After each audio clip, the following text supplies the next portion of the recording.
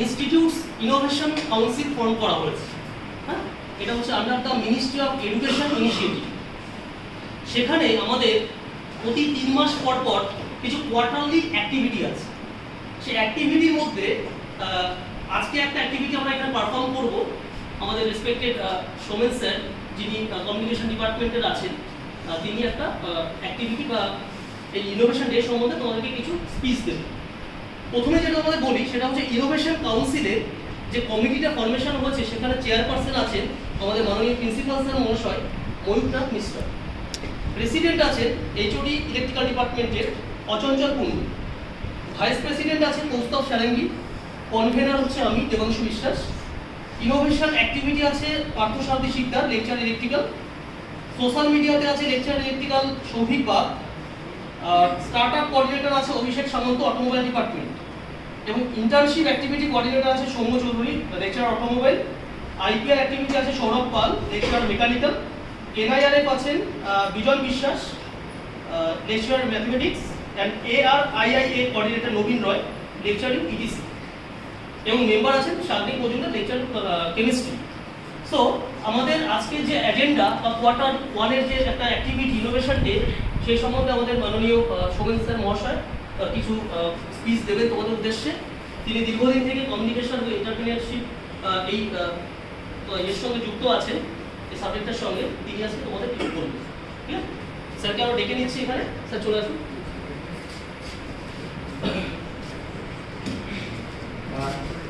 Good afternoon to everybody, my respected teachers and my dear students. You see, we are going to organize an activity today, and what we have planned, I will be presenting two activities at the same time. The first one is celebrating Innovation Day, and you can see at the left-hand top of the slide, the institution's Innovation Council, its logo has been put there. Now the question is, you see, in India, do you have any idea about Innovation Day? Did you hear it earlier? Okay. Now, in India, we have a practice of celebrating different days which are associated with many great people. For example, you can remember that when you were in your primary schools, we used to celebrate Children's Day. Can you remember it? Can anybody tell me that what was that day and what was the purpose of celebrating that day? Can anybody? Yes? 14th of November. 14th of November. 14th November, right. Birthday of Pandit Jawaharlal Nehru. Very good. There is another day we celebrate every year in our schools, in our colleges. That is Teachers' Day. Can anybody tell me anything about Teachers' Day? Why we celebrate this day? Yes? Yes. Professor Radhakrishna's birthday we celebrate as a Teachers' Day. Now, very recently, in India, we have introduced celebrating another day that we call Innovation Day. Okay? So, it has been very recently introduced. So naturally, most of the people, most of the students, you are not aware that how and what this Innovation Day is, whose name is associated with this particular day. I am going to the next slide. Can you see this picture? Can you identify this person? Yes? Dr. APJ Abdul Kalam. Now tell me, where did you find this poster in our college? Yes? Where? In the staircase. In the first floor landing, you can see this particular picture. That means every day, when you get into your polytechnic and go upstairs in your class, you can see this picture. And there is a quotation, you cannot change your future, but you can change your habits, and surely your habits will change your future. It's a quotation. And from the beginning of 2016, this particular flex is there. Okay, you cannot miss it. You have to see it every day. So we celebrate the Innovation Day in the name of Dr. APJ Abdul Kalam. So you must remember it from now on. In India, it is not an international day. Different countries, they have their innovation days. But in India, we celebrate to commemorate the great innovator, Dr. Kalam. So his name is associated with this particular. Now, let me go to the next slide. He is called Missile Man of India. Do you know that? So as we are celebrating, as we are commemorating this particular day in the name of Dr. Kalam, so we are giving you a very, very brief summary about his achievements, the positions where he worked. So you see, 15th October 1931, it was his birthday, and he lived up to 27 July 2015. And what are his credentials related with his achievements? He studied physics and aerospace engineering. Next, he was a scientist in DRDO. Do you have any idea about this particular organization in India, DRDO? They are the most important organization under the government of India, Ministry of Defense. They do research and they have a different kind of missiles they have developed, etc., for our national security. Third, not only that, he also went and worked as a scientist in ISRO. Now, can anybody tell me what was the recent achievement of ISRO? Yes. In this month, in the month of August, you know that India achieved a great performance. It was a remarkable achievement. We are proud of being Indian.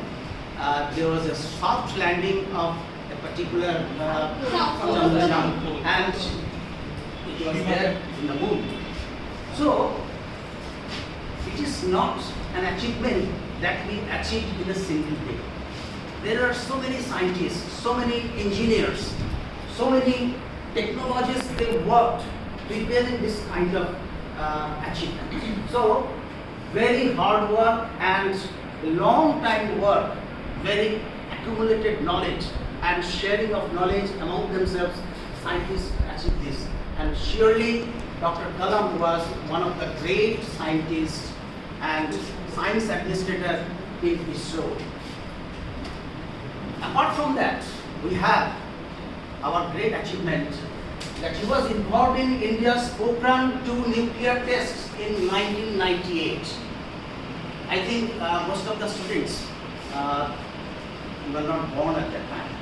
So maybe from the history books or maybe from your newspapers or from internet you learned about India's Pokhran explosion. But it is our memory. We were there at the time and we read the newspapers, we watched television, etc. So it was another great achievement. Now you see, this particular man, he was involved in 3 different kind of great organizations, contributing not only in development of science and technology, but he was a great administrator also. Because any kind of project, when it is being done, there was a project leader, there were many kind of people in the hierarchy, and he was one of the very key person in that particular different kind of projects. Now, he was Bharat Ratna, 11th President of India from 2002 to 2007, and he was a great innovator, writer. You can read many books he has written, and these are all very inspirational books. Even you can download those books from the internet.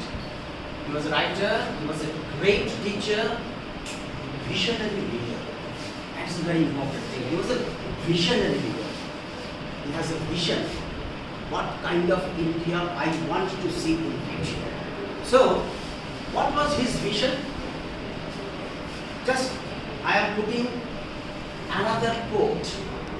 It was in his own words. I have put there what his vision about India. He has pointed out 5 special areas where India can do many things. Agriculture and food processing, education and healthcare, information and communication technology, infrastructure, and then self-reliance in critical technologies. For example, what ISRO achieved? It is an area of critical technology. These are so secret technology. Defense technologies are so secret. No country will share their knowledge and their technology with other countries. You have to develop your own technology. Or why? The last line tells you this will ensure India's food, economic and national security. We have a country of 142 crores of people. We have to manage food. For those people should get work, they should do jobs. And apart from that, there are hostile countries around India.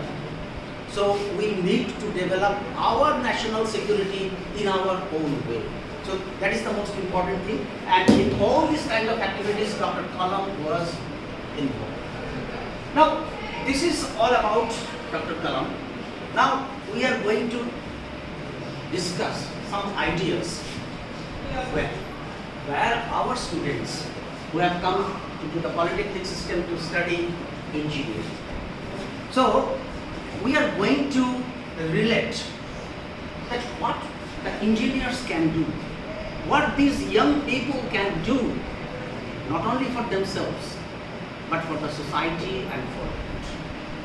So, if you do something good, it will not only help you, but as a byproduct, the entire society will be helped, your family will be helped, the entire country will be reached out of your activities. So, let us go to the next slide. And all these slides are related with the origin of, related with Dr. Kalam. There is a quote of Dr. Kalam, very popular quote. Dream, dream, dream. Dreams transformed into thoughts, and thoughts result in action. You see, dream is a kind of different activity. You have your dream in your mind, but ultimate result should relate to go to action. If you dream anything, it makes no sense unless and until you convert your dreams into thoughts, and until and unless you put your thoughts into action. That is most important thing. And what we want from these young people like you, action. That is the most important thing. Okay, now we are going to discuss in detail what is innovation, and you can compare a very closely related term, what is invention.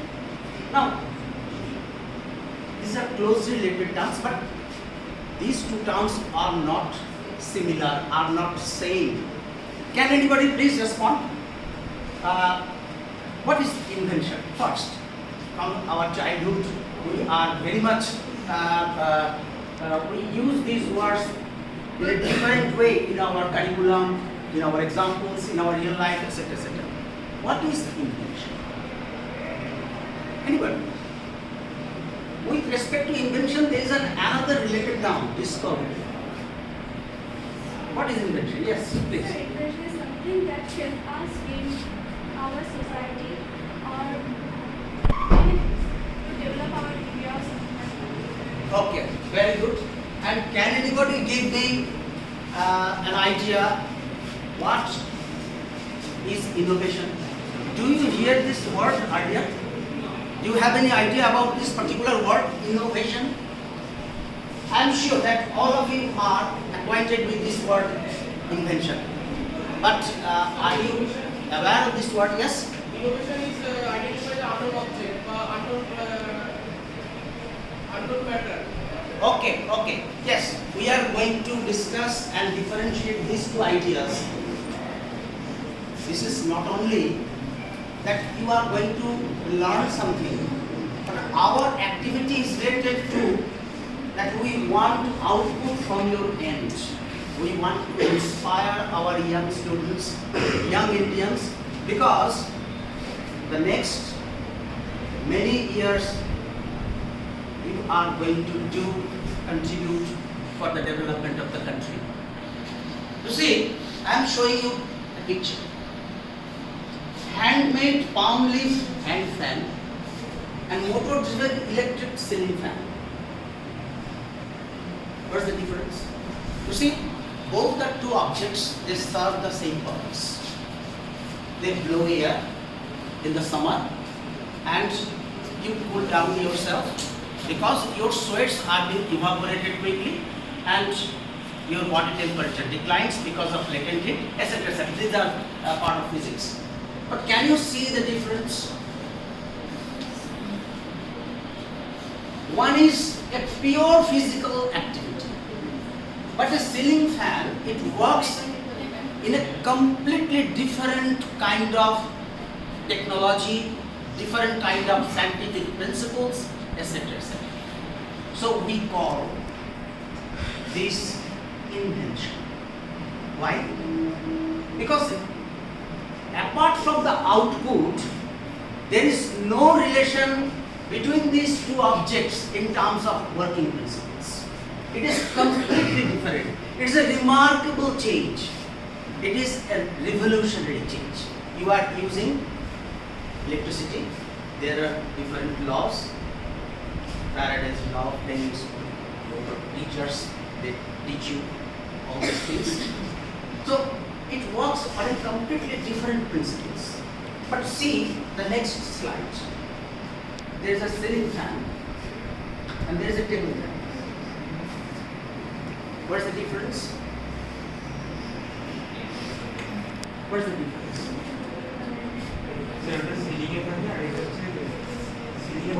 ওটা সিলিংয়ে থাকে আর এটা টেবিলে থাকে। Okay. You see, the working principle almost same for these two kind of fans, but there is a difference in position that you mentioned, its shape, its size, its make, etc. Now we call it innovation because it has already been invented and people are using it, but table fan were introduced much later, at least 150 years later than the ceiling fan. It's very interesting thing. Ceiling fan was first introduced in 19th century, late 19th century, and in the middle of 20th century, the idea of table fan came. So you see, this is a modification of this particular product.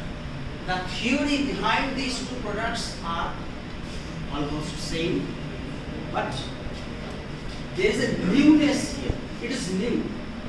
It is a completely new, but using the same kind of principles. Now you see another picture. You see there is a typewriter. Did your generation know about typewriter? Yes. Okay, you know it. There is a typewriter and in the right there is word processor computer. The working principle of a typewriter and the working principle of the word processor in a computer is completely different. Totally different. It is purely one mechanical process and it is electronic process.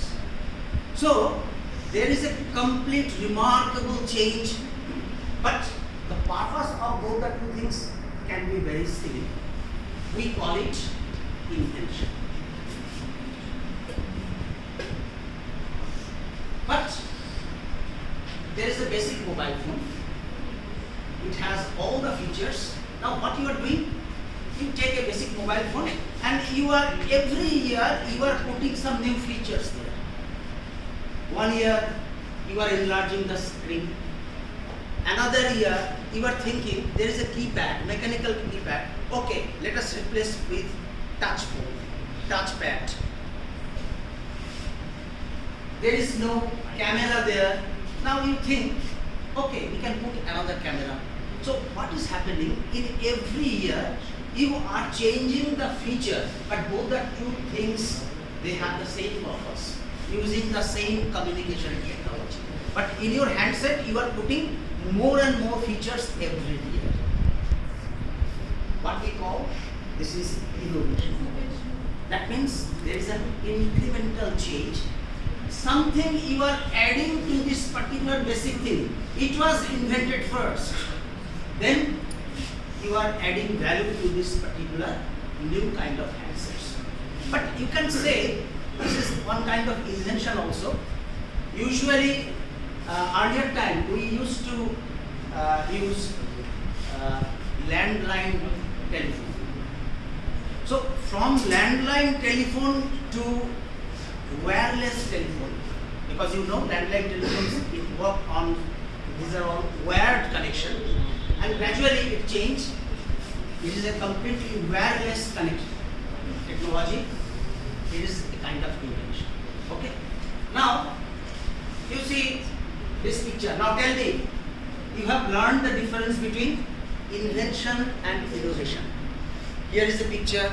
Whether this picture is innovation or invention, tell me. Invention. Yes? Invention. This is invention. Got my point? Both of them are serving the same purpose, creating light, but under different principles. So this is invention. And who invented light bulb? Anybody? Who invented? Yes? Yes, Thomas Alva Edison. Right, very good. You know, at the time he was not only a scientist, but at the same time he was a great entrepreneur. He set up an industry. Can anyone tell me what is the name of the industry? What was the industry set up by Thomas Alva Edison? Do you know? That industry is still there in USA, but with a different form. The name of that industry was Tesla. Okay, so what Edison did, not only he did his research in the laboratory. You are doing your research in the laboratory. You are getting results. You are creating new concepts. Everything is fine. But unless and until you put your research output for the mankind, for the use of mankind, the research will remain as a research. People won't get any benefit out of that. And it was his great contribution. Not only he developed more than 1200 products, electrical gadgets, electrical products of different kind. He set up a great business. Now, what is the difference between invention and innovation? Invention refers to the occurrence of an idea or for a product or process that has never been made before. It has never been made before. People never thought of that. When you think in a different way for the first time and do it, produce a product or develop a process, then it is invention. But innovation is to make changes of an existing idea. That is very important. That means the idea is always there. Idea is there. What you are doing? You are making additional things with that same idea. You are not generating the original idea, but you are putting new and new values and ideas, and you are innovating. Creation of a new product, adding value to something already existing. A new idea strikes a scientist, but for innovation, a need is felt for the product or improvement in existing product. the original idea and it's working in theory. That is very important thing. The person who designed hand fan, he did not know the mechanics behind it. Just from experience, he used something and create blowing air. So there is no theory known to that person who designed that hand fan. But when you are putting inventions, definitely there is theory, there is working principles behind it. And what is innovation? Practical implementation of new idea. That is very important. There should be practical implementation. Last one, makes revolutionary change. And it is incremental change. Can you think of the world before the mobile phone? The wireless mobile phone came into the world. ভাবতে পারো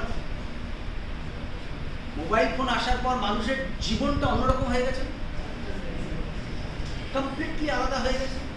so makes revolutionary changes. And what is incremental change? Initially you had a basic phone because your money was less, you bought a cheap or workable phone. Gradually what happened? You are shifting to higher version of phones. All the higher version of phones are nothing but innovation. These are not inventions. Okay. Now, you see, so how an invention or innovation takes place? Where is the beginning of invention or innovation? Now, I ask you this question. Can anybody please respond? There must be some origin from which it will start. There should be some beginning. What is the beginning of any invention or any innovation? What is the beginning? Yes? Yes? Needs. Okay. He has identified one thing, needs. That means needs are there in the society and somebody is fulfilling the needs. One thing. Anything else? Anybody can answer? How? What is the beginning? What is the origin? Yes? I think after using the product through thousands of time or more than that, we find out some problem or difficulty in using the product, then we try to innovation or improve that product. I think that's what innovation comes. Okay. And inventions come from ideas. We get ideas. Innovation comes from ideas. Okay. Now you see, everything has one origin. It must begin from somewhere. I'm going to the next slide and it will be clear to you. Imagination is more important than knowledge. Knowledge is limited. Imagination encircles the world. That means any innovation, any invention, the origin of these two things is imagination. Unless and until you can imagine something new, you can't invent, you can't innovate. So, imagination is the origin of everything. And you know, it's Einstein's quote. He was the greatest scientist of the 20th century. You see, what the teachers do in the class, what teachers do? They transfer knowledge to you, they share knowledge to you. There are different kind of methodologies by which they transfer or share knowledge with you. But knowledge is always produced. It has a boundary, it has a domain. Maybe the domain or boundary of the knowledge can expand. 100 years ago, people knew many things. But after 100 years today, we knew much more than them. So knowledge is expanding, there is no doubt about it. But still, at particular moment, knowledge is limited. There is incremental change of knowledge. But what Einstein is thinking, imagination has no boundary. It is limitless. You can begin from anywhere at your imaginative circle, anywhere. But the question is, unless and until you imagine what the earlier slide of Dr. Kalam, can you remember? Dream. What is dream? Dream is nothing but a kind of imagination. কি বললাম বোঝা গেল? Your dream, you can dream anything. That can be realistic dream, that can be fantasy, that can be useful, that can be useless, whatever it may be.